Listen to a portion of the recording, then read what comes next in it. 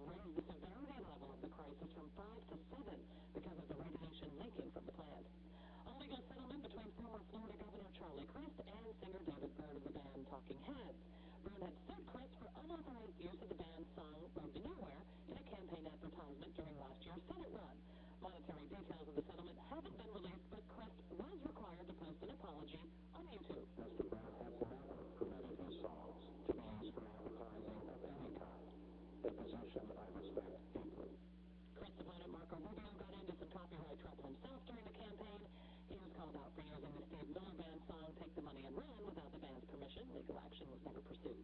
540 WFLA News Time, 7:02. I'm Michelle Murillo.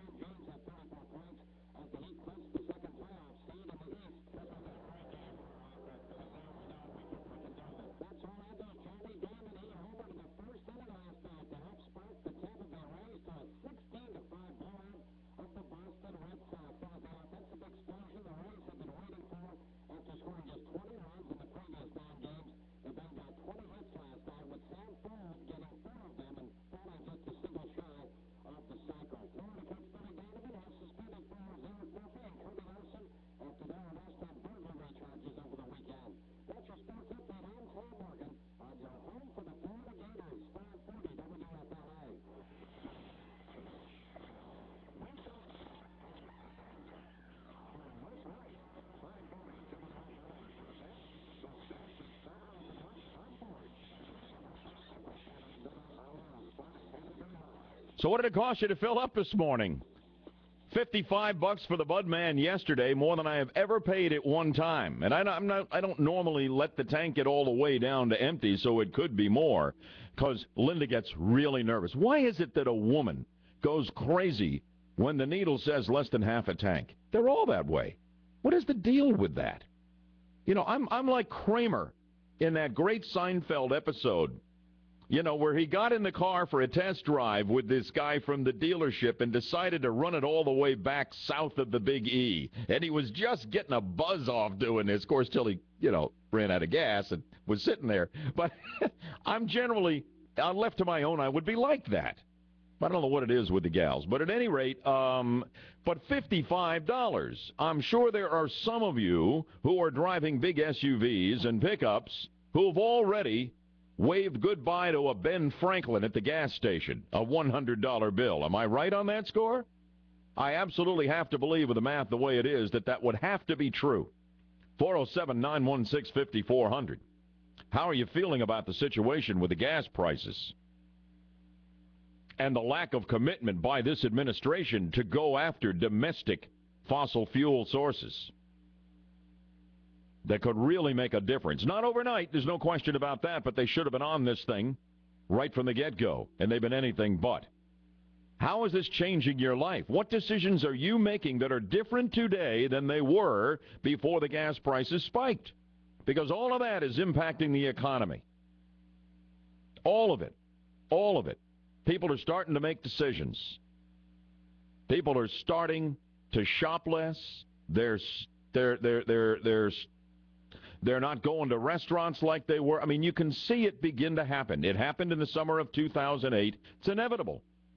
If you don't have an option on whether or not to use as much gasoline as you are, well, then the money's got to come out of somewhere else. And we're going to be talking about it here. Up in Chicago, they are talking about $5 a gallon gasoline by Memorial Day, or at least sometime early in the summer. Whether that happens here, I don't know, but it seems certain that gas will be $4 a gallon here before you know it. I can tell you when it spiked to a record all-time high for an average gallon of regular in this country in July of 2008, just before the wheels came fully off the economy.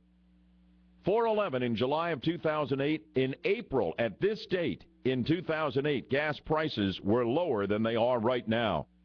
407-916-5400. You think that people aren't beginning to make these decisions that maybe you're contemplating or have already made? The MasterCard Spending Pulse tracks the volume of gas sold at 140,000 service stations nationwide, and it is showing that Americans are cutting back on driving, reversing a steady increase in demand for fuel as the economy improves and more people have to commute to work. For the week of April 1st, drivers bought about 2.4 million fewer gallons than they did 1 year earlier. That's down 3.6%. So people are beginning to make changes. 407-916-5400. I've got a poll I'm going to share with you as we come up, but I'm going to the phones here right now on drilling off Florida. Public sentiment for it went in the tank after the Deepwater Horizon spill in the Gulf. The Florida legislature has completely taken drilling off the table.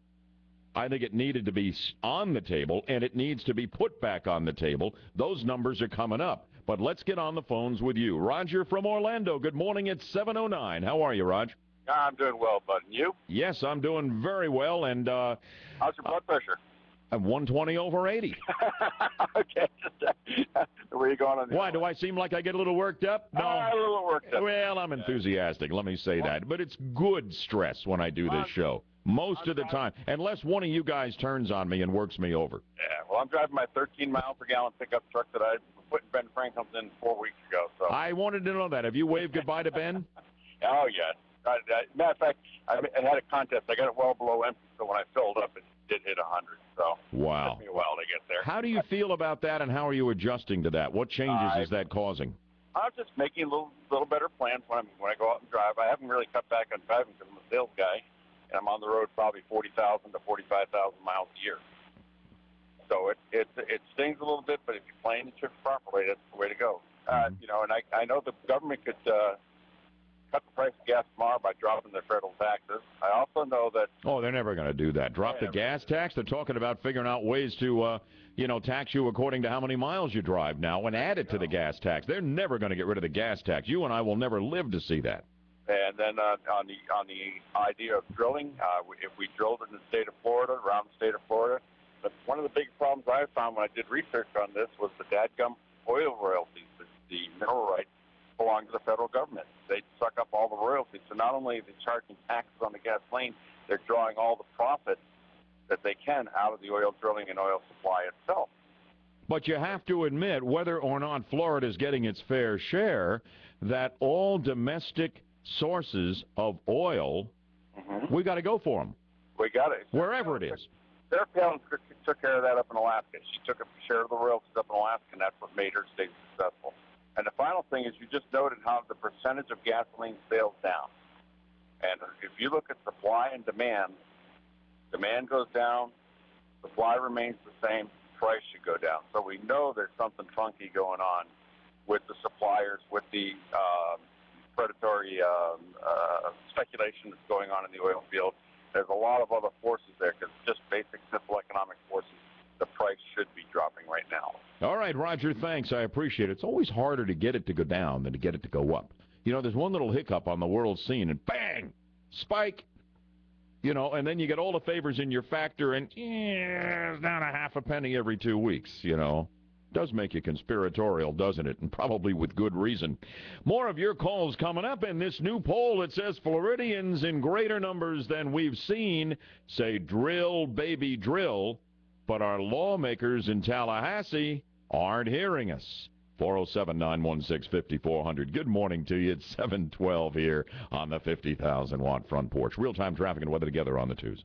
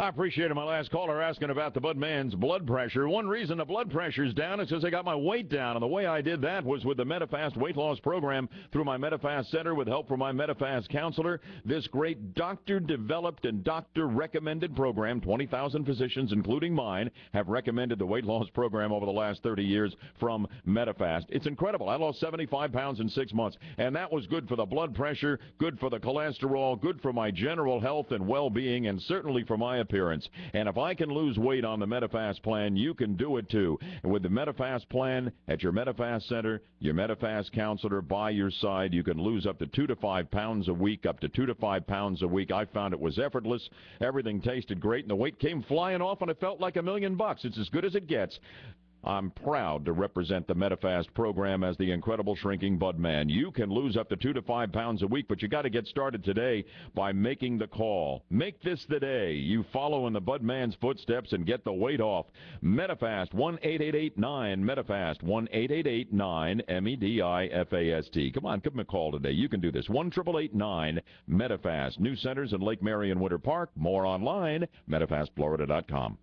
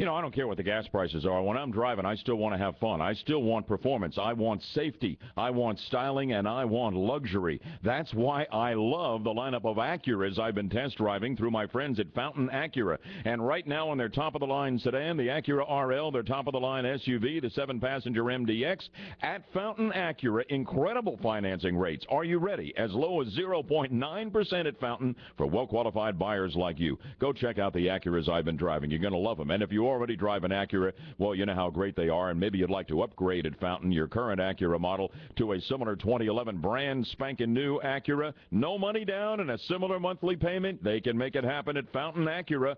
Go check them out. Tell them the Budman says, hey, Fountain Acura, South OBT, just south of the Florida Mall. The website, fountainacura.com.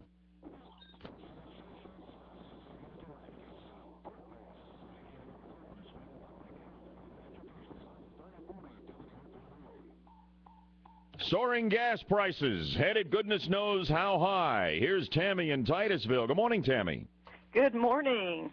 Hey, yesterday I was driving to work and I saw a lady driving. Oh, she had parked her pink scooter in front of where she was working at, and I thought, now that's the ticket. She's easily seen, and it's pink. And boy, I tell you what, my birthday's tomorrow. Maybe I'll get one. I don't know. Yeah, I think you'd look good in a pink scooter.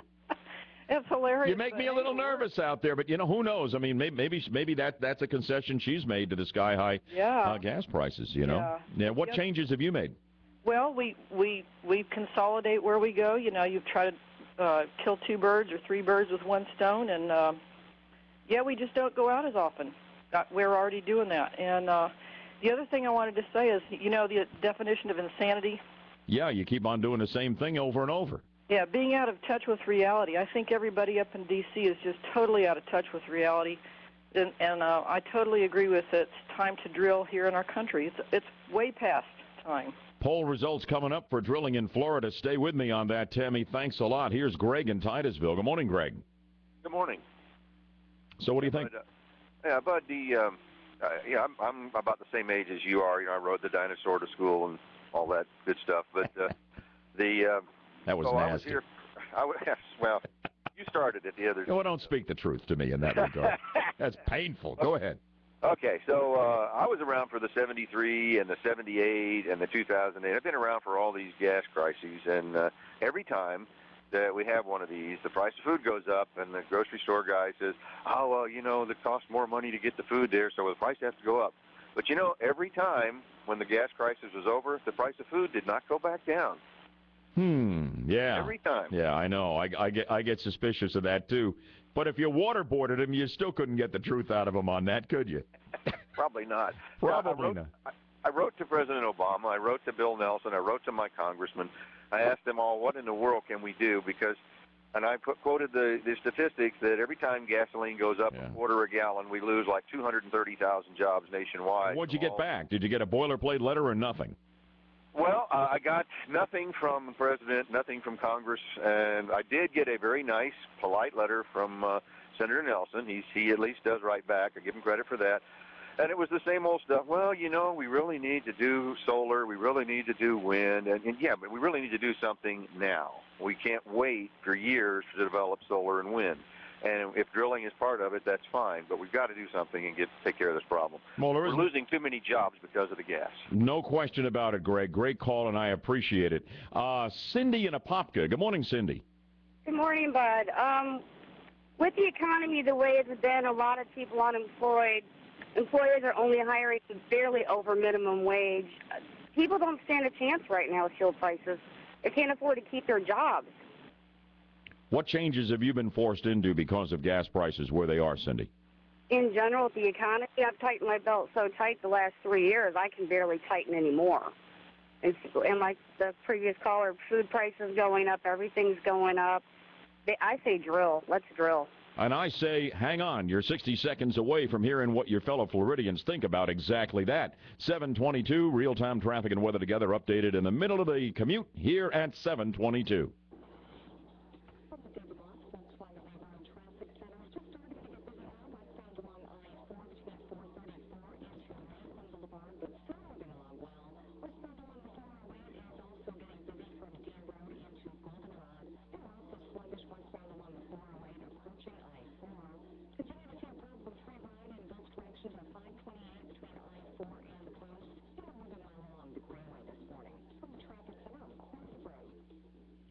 Courtney, thanks. Some sunshine this morning, but the front coming in with a chance of showers and thunderstorms. Some of them could be severe this afternoon. Be on the lookout. The high 87 degrees, 69 degrees here in Orlando. So there's a Quinnipiac poll that is just out that is really timely and relevant to what we're talking about here this morning. This was conducted from the 29th of March through the 4th of April. So it's been out just a little while. We're talking 1,500 or so registered voters, margin of error 2.5%. Where are we in Florida?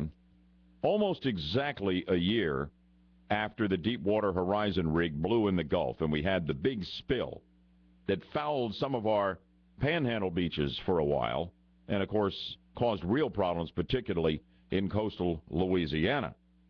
Where do we stand on this? Because support for drilling went right in the tank, and I predicted it would immediately. I predicted the political will in Washington, where it's always been weak under the Obama administration for domestic drilling. Well, it all led to the moratorium that continues. But that in Florida, drill, baby, drill would disappear in the halls of power in Tallahassee, and so it did, and so it remains. But we the people are beginning to see it a different way. The Quinnipiac poll now shows a rising percentage of Floridians supporting expanded offshore drilling for oil and natural gas off Florida's waters. 60% surveyed want that. 35% still opposed. And living in the dark ages or never land. I mean, I have no idea how in the world you can oppose this. This is an increase in support from 42% pro-drilling in Florida in July of 2010 after Deepwater in April. Okay? From 42 to 60, that's significant. 51% opposed offshore drilling in Florida in July of last year. That's now dropped to 35%. And it is no surprise that across party lines people see it differently. I'll give the Democrats their due when they're right. But I'm going to let them have it when they're wrong, and they're wrong on this. This is wrong for America to oppose going after all domestic sources of oil. It is flat wrong, and it is flat dangerous, not only for the economy or the national security of this country. And I'll say it, if you're opposed to offshore drilling here, what you're advocating is wrong and dangerous. Among Republicans, 82% support drilling, 16% opposed. 58% of independent voters now support drilling off Florida's waters, 38% opposed. And the Democrats, well, they're being led around the nose by the libs like Barack Obama and Harry Reid and Nancy Pelosi and Chuck Schumer and Bill Nelson. 43% of Democrats support drilling, 52% are opposed. So what about the legislature? Are they listening? They're active up in Tallahassee. It's been a revolutionary legislative session. It really has been. They've got a lot done that I support. But House Speaker Dean Cannon out of Winter Park was the biggest drill baby drill guy in the legislature before Deepwater Horizon. And after that, he said he had no plans to put it on the legislative agenda for this ongoing session. He said it is off the table during my time here. And it hasn't returned, despite the fact that the people want it. 2 years ago, Dean Cannon proposed legislation to allow the governor and the cabinet to allow rigs to be built between 3 and 10 miles from Florida shores. The bill passed the House. It failed to be voted on in the Senate. Last year, Dean Cannon held a series of hearings during the spring legislative session, downplaying the risk of a major oil spill if Florida allowed more drilling. Those hearings stopped when Deepwater Horizon hit. It was a fluke explosion, and it has completely destroyed the prospects of offshore drilling here and drilling offshore in the rest of this country. And we're getting completely hung out to dry here. We need some courageous leadership in Tallahassee and in Washington right now, and we're not getting it. Matt in Port Orange, sky-high gas prices changing your life a little bit? Yes, Bud. I have a 23-foot boat, and it uses 150 gallons of gas, so there's $600 before you even fill the truck that pulls it. Wow, you're out of the boating business, huh? Well, I'm not a boating business. It's just a personal boat, but you got to have a lot of friends. You'd find another things to do on the weekend, either that or what do? Charge your buddies to go out? Yeah, you've got to have some friends to chip in if you're going to go boating, either that or stand on a pier and fish. Wow, interesting, Matt. Thank you. Arthur from Groveland on the line. Good morning, Arthur. Good morning, Bud. My wife of 41 years and I lived in Sanford, and we were attempting to sell our house, and she had some medical problems, and we have a retirement house in Villa City near Groveland, and she took a very low-stress job in Claremont, and I still have my job in Sanford. Yeah. We are basically separated during the week because of the price of gas going back and forth from Sanford to Claremont. Well, hopefully absence will make the heart grow fonder, Arthur. That's an interesting angle on this. And thank you. Thank you so much. Oh, government sticking its nose once again into our private lives, into your kids' lives. Government now deciding that kids can't bring their own lunches to school? They got to buy the junk they're serving in the cafeteria or eat nothing? Next on BHL. Good morning at 7:29.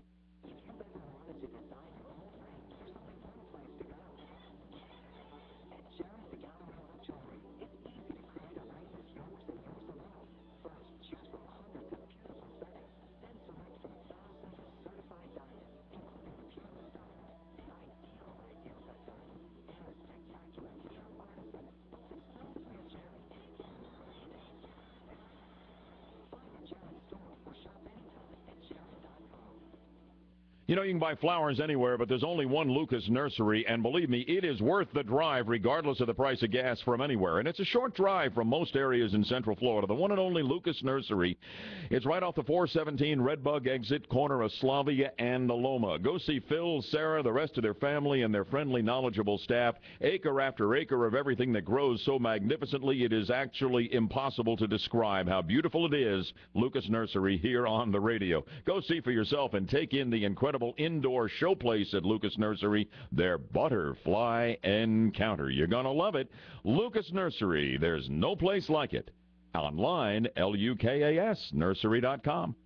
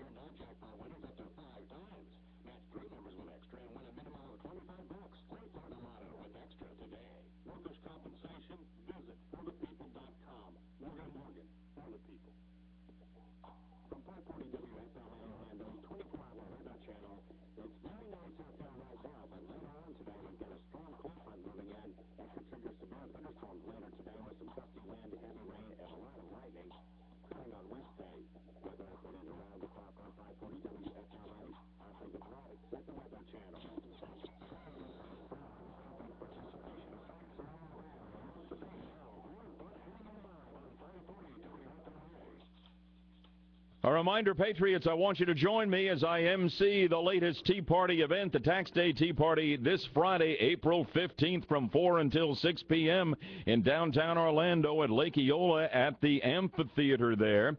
Marco Rubio will be speaking. Herman Cain will be speaking. And a great raft of speakers.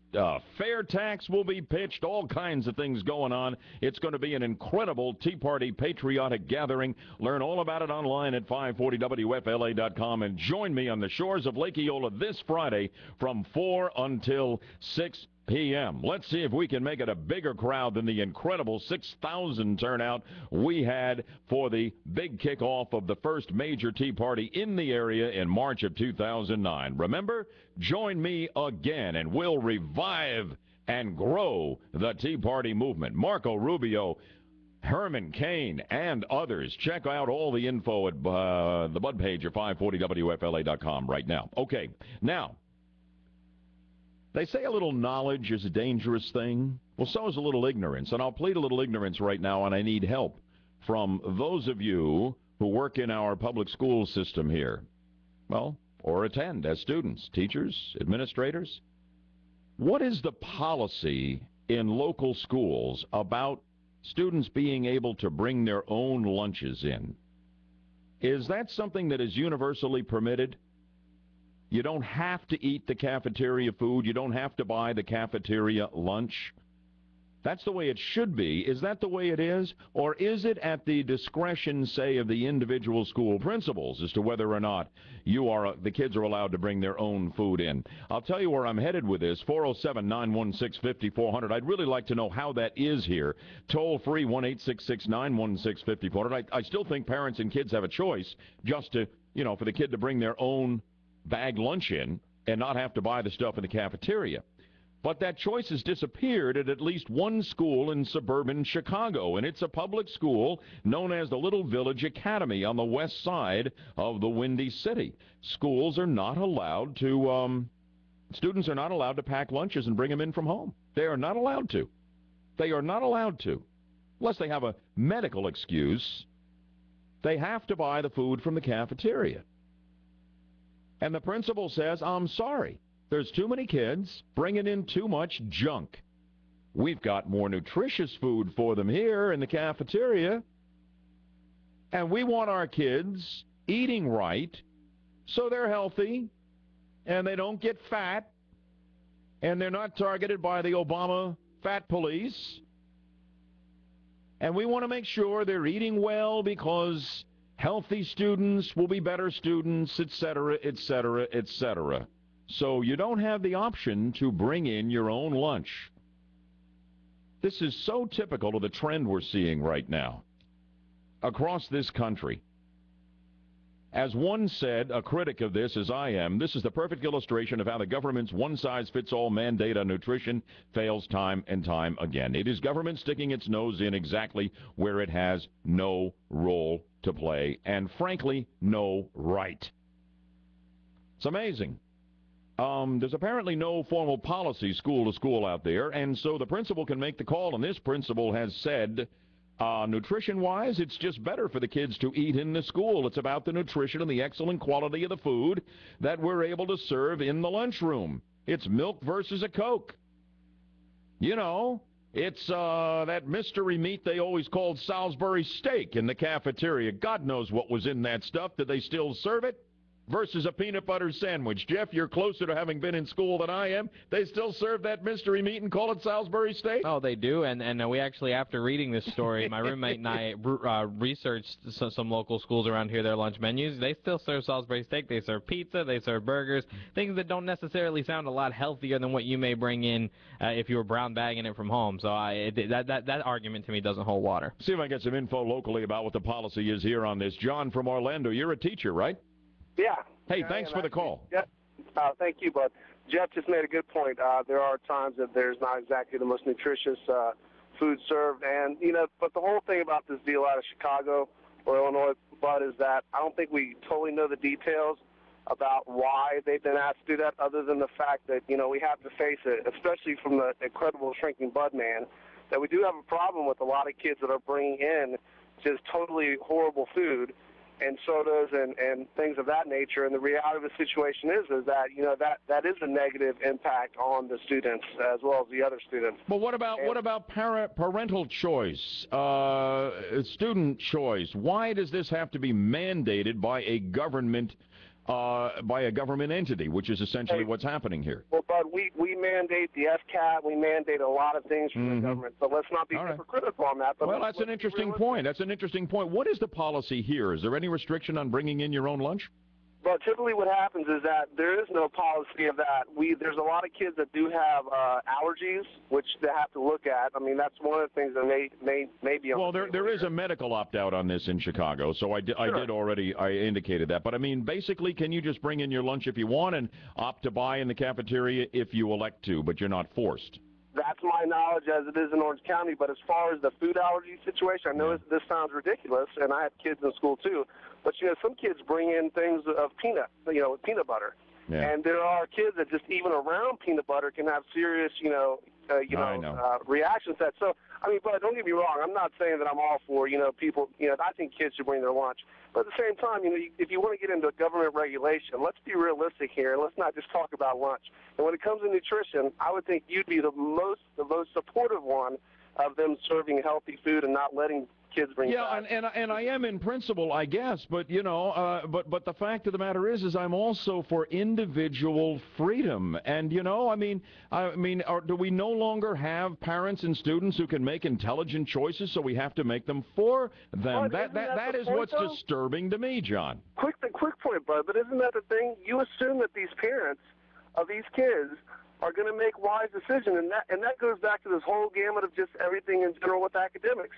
All right, John, thank you. We will make the decisions for you. You are unqualified. These people do not know what their kids must eat, but we know, and we will tell them. Come on, guys, where do we go from here? Think what you're advocating. Oh, and follow the money. That's something that's going on in Chicago. I'm going to get to that with you here in just a second. Should you be forced to eat cafeteria food and not have the option to bring your own lunch in? 407-916-5400. Because we know what you should eat, and you are unable to make the correct decision. Where have we heard that kind of thinking before? 742 on the 50,000-watt front porch, checking real-time traffic and weather together on the twos.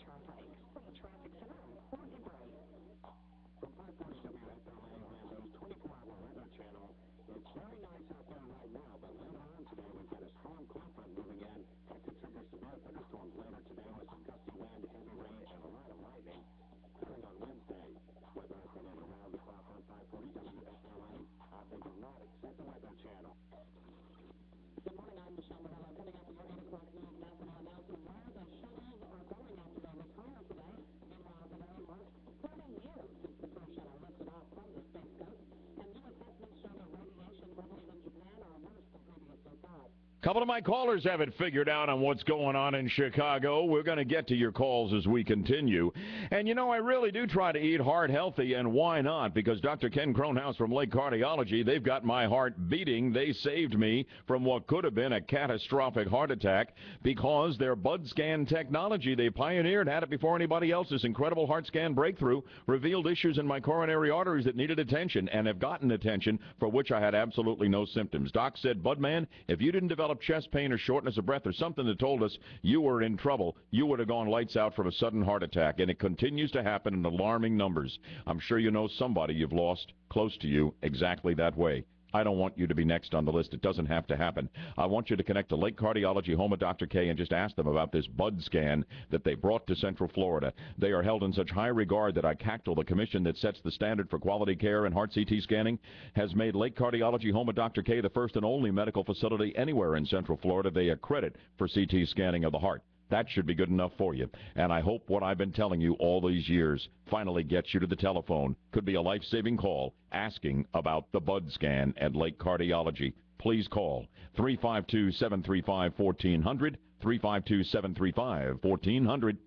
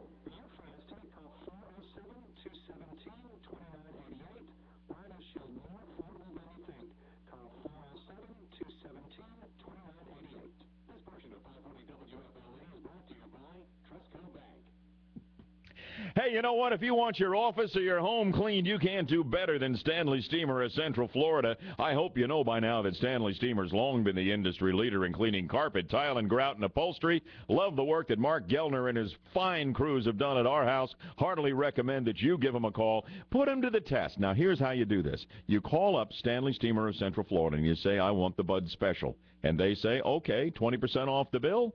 And you go from there. The Bud Special, 20% off, dealing with the best. Stanley Steamer, 1-800-STEAMER, 1-800-STEAMER. You call them today. Check them online, too, at StanleySteamer.com.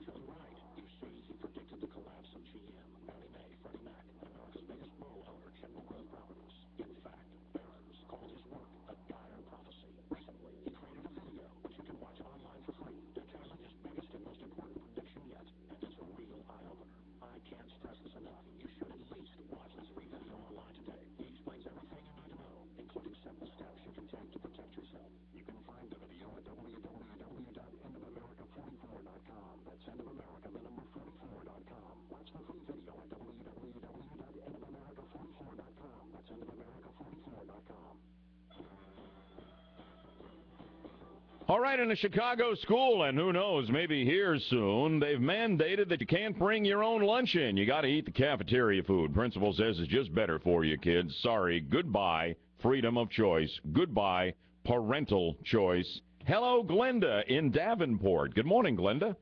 Morning, Bud. How are you? Just terrific. How's your day getting started out there? Pretty good. Can't wait till Friday. I'm going to be there.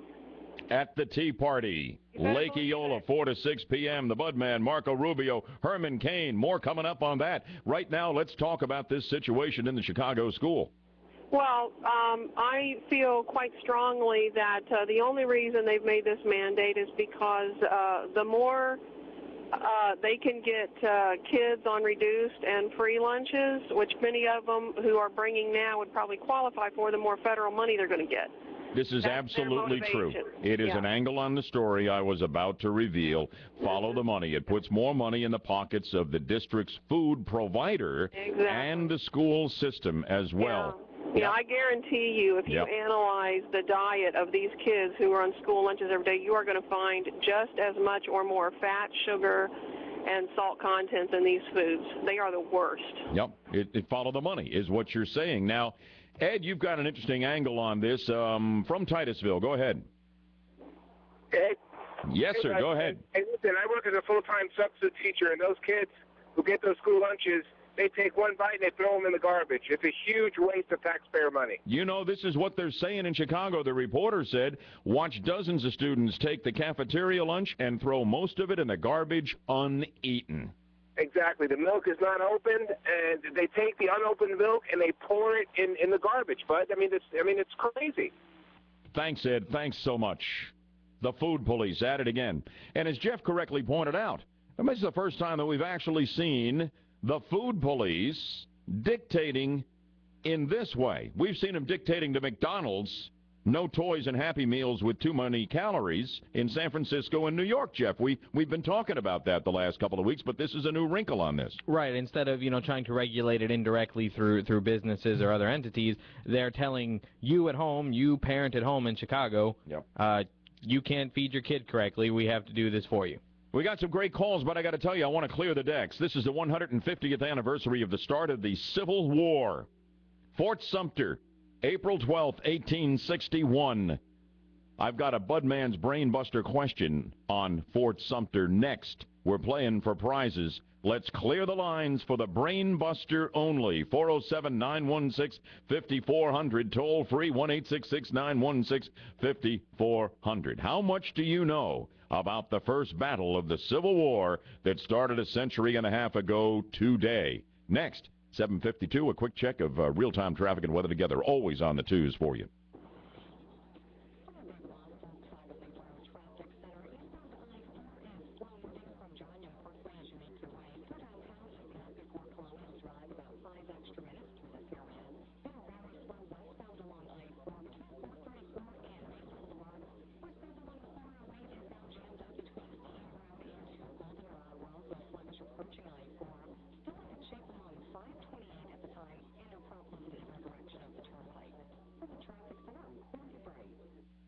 Courtney, thank you. Some sunshine this morning. Catch it early. Chance of showers and storms. A few could be severe this afternoon as we top out at 87 degrees and a front comes barreling through. 70 degrees in Orlando now.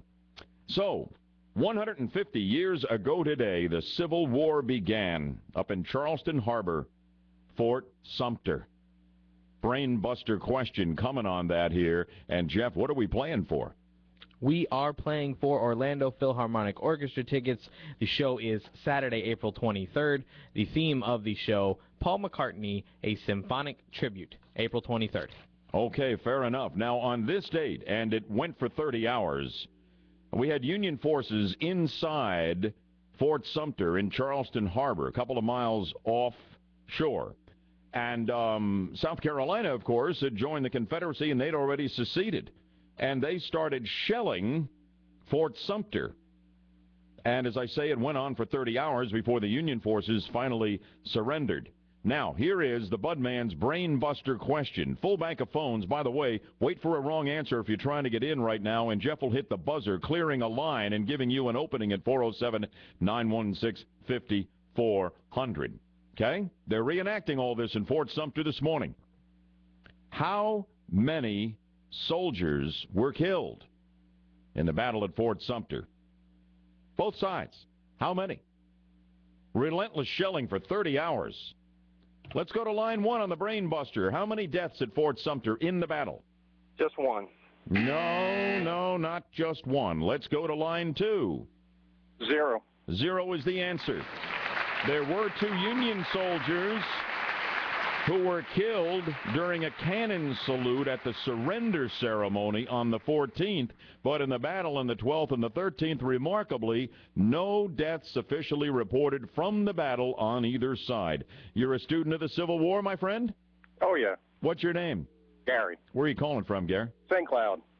Boy, you know, I wish I were in Fort Sumter today. I actually had some plans to try to get up there with a couple of friends because I wanted to be a part of the commemoration of the start of the Civil War. And now for the next 4 years, we're going to have these commemorations of one battle after another, and I'm looking forward to participating in some of those, and I bet you do too.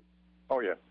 Hey, Gary, hang on, and we'll get you those tickets, and you are our winner. Congratulations. Another happy contest winner on WFLA. I posted a really nice article from AP on the Bud's blog section of what is happening in association with the 150th anniversary of the Battle of Fort Sumter that started the Civil War, April 12th, 1861. What is happening now up in Charleston?